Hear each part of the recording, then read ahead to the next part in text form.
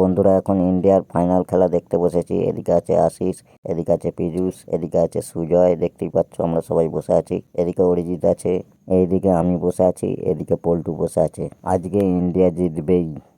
খেলা জোরদার খেলা।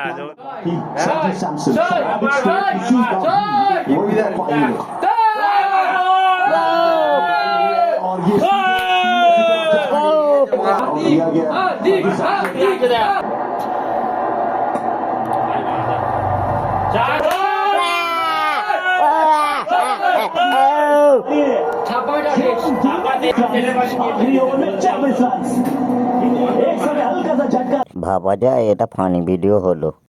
आखिरी गेंद हो सकती है। Catch catch catch catch